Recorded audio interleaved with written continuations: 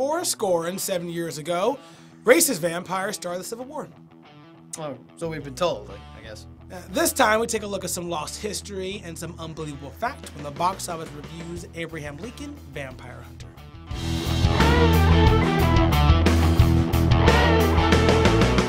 History remembers the battle, but forgets the blood. However, history remembers me before I was a president. It shall only remember a fraction of the truth. History is apparently fair game these days, especially for the movie-making business. Seriously, you know, Inglourious Basterds, they killed Hitler, the X-Men started the Cuban Missile Crisis, and Abe Lincoln killed vampires in his spare time. Well, we start with young Abe, who witnessed his mother die from a vampire attack, and not consumption, or TB, or any of the other thousands of diseases you could get in the 1850s. And from that day forward, Mr. Lincoln vows to kill vampires, or become president. That was his backup plan. Not a bad backup plan. Now, a vampire assassin finds him, trains him, and directs his boundless fury to a tree. And together they track and kill the undead all across America. And by America, we mean like 3 states. Oh yeah, and then he's elected president, and then the Civil War thing starts. Yeah, so as you can imagine, walking into a movie like this requires you to check your sense of reality at the door. But I'm gonna tell you this, guys, a bad story is a bad story. I mean, Honest Abe and all the bloodsuckers aside.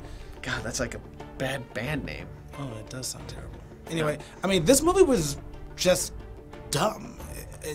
It's kind of kiddish. It's like a kid's movie. Yeah, I mean, we have almost no story development. We get introduced to characters who seem unimportant and easily forgettable, then randomly they become essential. And we're supposed to believe that these people can learn to wield an axe and kung fu in a matter of moments? Please. I mean, it was a waste of violence and it was a waste of gore. It's a young adult movie with an R rating.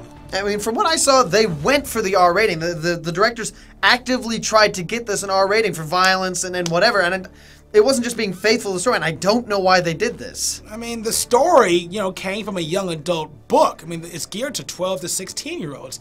Now, David, remind me, how old do you have to be to go into an R-rated film? I believe it's 17. The age is 17, yeah. Isn't it? Huh. Someone should tell that to the producer. Oh, the producer? You mean Tim Burton, you mean? Oh, God, it is Tim Burton, isn't it? It is indeed. Wasn't Dark Shadows enough? I can't take this. He won't leave us alone. Tim, tell you what, go back to Clay People. That way there are no real careers hanging in the balance, so no one will be ruined by your awful decisions. What do we have here? What's this? What's that? Give me that. What? No, it's for you. I'm getting mail? Getting mail? What's this? I don't know. It's a telegram. Oh, it's to our friend, Tim. Oh, this is... Dear Tim, stop making movies. Stop.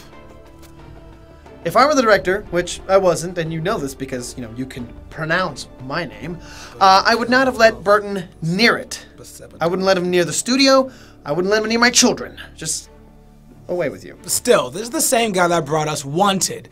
Not one of the best films, but certainly not the worst either. Yeah, please. And Wanted at least had decent special effects. So my question is, what the hell happened, huh? I mean, did you lose the keys to the effects room? Were all the special effects nerd on a coffee break, and all you could do was muster Billy the intern over there?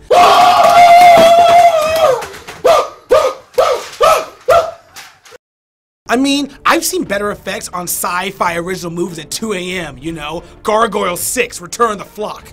I'm gonna tell you this. Here's my question. Where did the money go?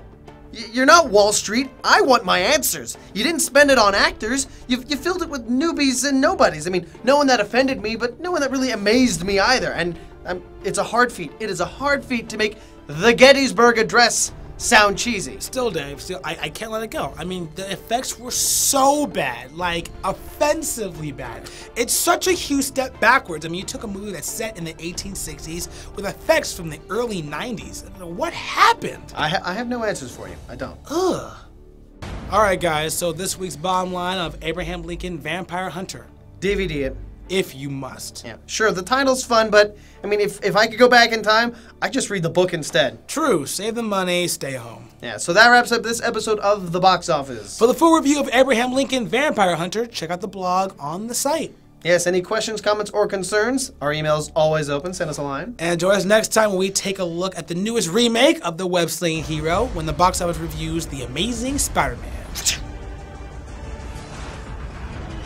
And until next time, everybody. See you in the theater.